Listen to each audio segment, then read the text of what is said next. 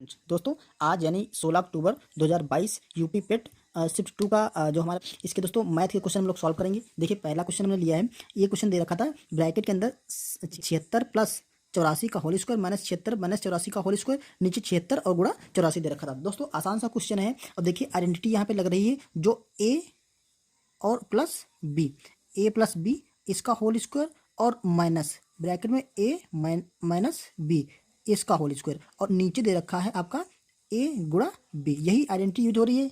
आगे देखिए दोस्तों, जब इसको हम ओपन करेंगे तो A square plus B square plus 2ab minus का A square plus B square minus का 2ab। अब देखिए इसको जब ओपन करेंगे माइनस से तो ये माइनस का ए स्क्वायर हो जाएगा और माइनस का बी स्क्वायर हो जाएगा और ये माइनस माइनस प्लस का हो जाएगा प्लस का 2ab और नीचे जो आपका दे रखा था ए गुणा बी तो ए गुणा बी मतलब ए बी नीचे रहेगा। ठीक है, ऊपर देखिए ये माइनस का जो दोनों ए स्क्वायर बी स्क्वायर कट गया तो ऊपर बचा 2ab प्लस का और 2ab प्लस का, तो ये हो गया आपका 4a और b और नीचे ए बी था तो ए गुणा बी मतलब ए बी। ठीक है, ये दोनों कैंसिल हो जाएंगे तो आपका 4 आंसर आएगा। ठीक है, तो यहाँ पर हम ए रख देते हैं, इसको हम ए मान ले, यहाँ पर बी मान ले, इसको हम ए तो ये बी हो जाएगा, ये देखिए ए और ये बी हो जाएगा। तो इस तरह से हमारा इस क्वेश्चन का आंसर आपका 4 आने वाला है। ओके फ्रेंड्स, दूसरा देखते हैं। दोस्तों दूसरा क्वेश्चन ये आया था रूट के अंदर 9 प्लस 4 और रूट 5। दोस्तों यही क्वेश्चन सेम, सिर्फ यहाँ चिन्ह माइनस प्लस की जगह माइनस था जो शिफ्ट कल आया था यानी कि 15 अक्टूबर को। तो आइए इसको सॉल्व करते हैं। देखो इसको हमें आइडेंटिटी बनाना है ए प्लस बी का होल स्क्वायर, यहाँ से हम रूट हटा देंगे तो देखो इसको हम कैसे लिख सकते हैं। इसके अंदर 9 लिखा है ना, तो 9 को हम लिख सकते हैं 5 और प्लस का 4।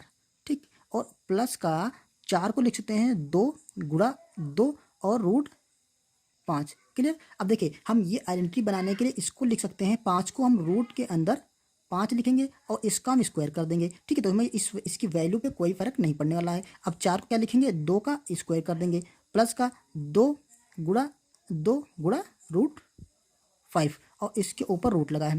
क्लियर। अब देखिए ये सेम वही आइडेंटिटी बन गई, ए प्लस बी का होल स्क्वायर क्या होता है, ए स्क्वायर प्लस का बी स्क्वायर प्लस का 2ab। सेम वही कंडीशन आ गई। तो हम इसको ओपन कर लेते हैं या इसको क्लोज कर देते हैं। ये ओपन है, इसको हम क्लोज फॉर्म में लिखते हैं शॉर्टकट में। तो देखो ये क्या हो जाएगा, अंडर रूट के अंदर ए मान लेते हैं रूट 5 को और बी मान लेते हैं 2 को, तो ये रूट 5 और प्लस का 2 इसका हो जाएगा होल स्क्वायर। ठीक, अब देखिए यहाँ पर क्या कर सकते हैं, देखिए ये रूट से ये रूट हट जाएगा, स्क्वायर से रूट हट जाएगा, तो ये बचेगा आपका रूट 5 प्लस 2। ऑप्शन में 2 प्लस रूट 5 दे रखा है तो इसको हम ऐसे भी लिख सकते हैं 2 प्लस रूट 5। तो इस तरह से हमारा ऑप्शन नंबर ए सही हो जाएगा। ओके, अगला क्वेश्चन दोस्तों, 7 क्रमिक संख्याओं का औसत 20 है, इनमें से सबसे बड़ी संख्या है। बहुत ही दोस्तों आसान सा क्वेश्चन है। हमने जितने भी इसके प्रैक्टिस सेट कराए थे उन सब में उन्हीं के पैटर्न के आधार पर सारे क्वेश्चन आ रहे हैं। तो देखिए 7 क्रमिक संख्याओं का औसत 20 है। दोस्तों हमने कई बार बताया है कि जो क्रमिक संख्या होती है उनका जो औसत होता है, अगर उनकी संख्या सम है तो बीच की जो 2 संख्या आएंगी वो औसत उनका आधा हो जाएगा। अगर संख्याओं की संख्या विषम है, यहाँ पर 7 है ना, तो 7 क्या विषम संख्या है। ठीक है, विषम संख्या है तो इसका जो औसत होगा वो वही संख्या होगी जो बीच की संख्या होती है। तो इनका औसत 20 दे रखा है, तो 7 जो भी संख्या रही होंगी उनका जो औसत है 20 वो एक बीच की संख्या होगी। तो देखो हम 20 लिख देते हैं बीच में। अब 7 संख्या है तो एक संख्या देखो यहाँ पे आएगी, ठीक है, दूसरी यहाँ पे आएगी और तीसरी इधर आएगी, 3 इधर होंगे और 3 इसके पहले होंगी, ये 2 और 3। अब देखो ये 20 है तो इसके बाद आएगा आपका 21 और 22 क्योंकि क्रमिक संख्या है और ये हो जाएगा आपका 23। ठीक, और इधर क्या होगा आपका 19 और इधर हो जाएगा आपका 18 और इधर हो जाएगा आपका 17। अब उसने क्या कहा, उसने कहा सबसे बड़ी संख्या क्या है, तो देखिए सबसे बड़ी संख्या इसमें क्या थी, 23 थी, इसके ऊपर कोई संख्या नहीं आ रही और ये 7 क्रमिक संख्या 1 2 3 4 5 6 7 हो गई। ठीक, और बीच की संख्या देखो ये, अब इनका आप औसत निकालेंगे ठीक तभी 20 ही आएगा। क्लियर, तो ये ऑप्शन नंबर हमारा सी आसानी से निकल आएगा। आइए अगला क्वेश्चन करते हैं। देखिए यहाँ क्वेश्चन लिखा है किसान विकास पत्र में मनोज की बचत का 1/3 हिस्सा, ठीक है, कॉमा पब्लिक प्राइवेट फंड में उसकी बचत का आधा के बराबर है। यदि उसके पास कुल बचत 1,50,000 है, ठीक है, तो उसके पब्लिक प्राइवेट फंड में कितने रुपए की बचत हुई। ठीक है, ये पूछ रहा है। दोस्तों थोड़ा बड़ा लग रहा है लेकिन बहुत ही आसान क्वेश्चन है। देखिए किसान विकास पत्र में मनोज की बचत का 1/3 हिस्सा, तो हम सबसे पहले किसान विकास और पत्र इसको लिख लेते हैं। इसकी जो बचत है किसान विकास पत्र की तो वो हम मान लेते हैं आपकी x है। क्लियर, और जो कह रहा था उसके बाद कहता है पब्लिक प्राइवेट फंड में उसी बचत का आधा, तो पब्लिक प्राइवेट फंड देखो पब्लिक प्राइवेट फंड इसमें मान लेते हैं उसकी जो बचत है वो है y। अब क्या कह रहा है, इन दोनों का किसान विकास पत्र में जो बचत का आधा हिस्सा, इसका जो 1/3 हिस्सा मतलब x/3 3, इसका तिहाई हिस्सा जो किसान सॉरी जो पब्लिक प्राइवेट फंड है उसकी बचत के आधे के बराबर है। तो इसकी बचत देखो x ये हो जाएगा आपका y/2। अब ये दोनों आपस में क्या है, बराबर है, उसने कहा ये दोनों बराबर हैं। अभी हम यहाँ पे नहीं पहुंचे हैं। अब देखो इन दोनों को हम रेशियो में बना लेंगे, तो ये क्या बन जाएगा, यहाँ से करेंगे तो देखो y को हम इसके नीचे ले आएंगे तो x/y बराबर हो जाएगा 3 और यहाँ पर ये 3 यहाँ से उधर चलेगा तो 2, 3/2। तो x यहाँ से x और y का x अनुपात y जो निकाल लेंगे हम तो 3:2 निकलेगा। मतलब यहाँ पे हम x की वैल्यू 3 और y की वैल्यू 2 रखते हैं। अब उन्होंने कहा है उसके पास जो कुल बचत थी, कुल बचत मतलब जो x, ये देखो दोनों ही बचत इसकी कुल है तो x प्लस वाई इनकी कुल बचत क्या हो जाएगी, देखो जो कुल बचत होगी वो x पब्लिक, देखो किसान विकास पत्र से x था और प्लस पब्लिक प्राइवेट फंड से y था, तो कुल बचत क्या है x प्लस वाई। तो जो x प्लस वाई है वही तो है 1,50,000। ठीक, तो कुल बचत यहाँ से क्या है x प्लस वाई बराबर है 1,50,000। ठीक है, आपका हो गया 1,50,000 रुपये। अब देखिए ध्यान से यहाँ पर जो x और y का अनुपात है, तो दोस्तों जो अनुपात होता है x का अनुपात 3 है और y का अनुपात 2 है, तो इसमें पे कोई कांस्टेंट वैल्यू लेकर के हम यही मान यहाँ पे रख सकते हैं। तो देखो x की वैल्यू हम रख सकते हैं, मान लेते हैं कांस्टेंट कोई 1 के मान लेते हैं, तो ये हो जाएगा 3 के प्लस y की वैल्यू रखते हैं 2 की, तो यहाँ पर लिख देंगे 2 के बराबर 1,50,000।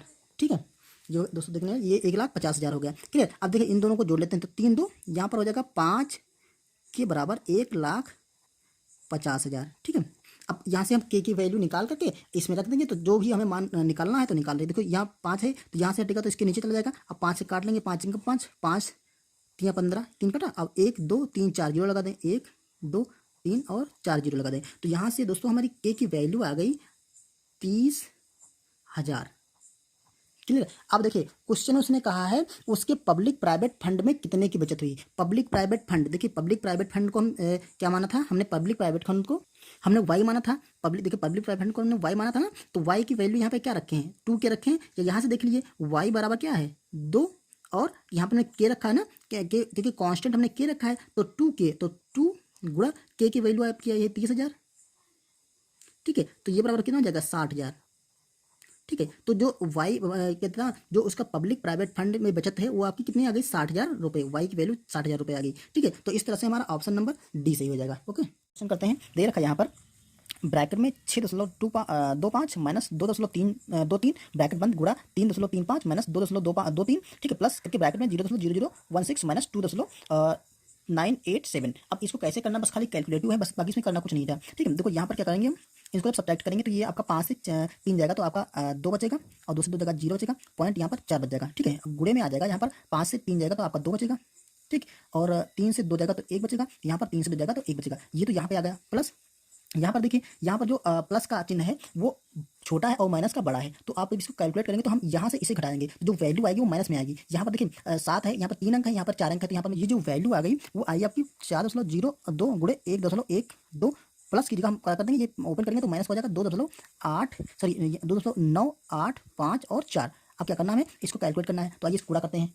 तो इसका जो गुणा आया वो देखिए हमने यहाँ पे कैलकुलेट कर लिया है, तो ये आपका आ गया 4.5024 माइनस 2.985 और 4। इसको आप घटा दीजिए तो बचेगा, देखिए यहाँ से 4 से 4 जाएगा तो आपका 0 बच जाएगा, यहाँ पर 2 है, 10 2 12 से 5 जाएगा तो 7 बचेगा। ठीक है, और यहाँ पर आपका बच जाएगा 9, 9 से 8 जाएगा, सॉरी यहाँ पर बचेगा 9, 9 से 8 जाएगा तो आपका 1 बच जाएगा। यहाँ पर देखिए यहाँ पर बचा आपका 4, 14 से 9 जाएगा तो आपका 5 बच जाएगा। क्लियर, यहाँ पर पॉइंट लगेगा, यहाँ पर 3 से 2 जाएगा तो 1 बच जाएगा। तो इस तरह से आपका क्या आ गया 1.517। ठीक, तो 1.517 देखिए 1.517 ऑप्शन नंबर हमारा सी से होगा। ओके फ्रेंड्स, तो दोस्तों ये थे जो यूपी पेट 2022 का जो 16 अक्टूबर का सेकंड शिफ्ट का एग्जाम था उसके मैथ के क्वेश्चन। तो चलिए आगे हम इसके ग्राफ के क्वेश्चन सॉल्व करेंगे। ओके फ्रेंड्स, तो चलिए मिलते हैं नेक्स्ट वीडियो में। Okay, thank you.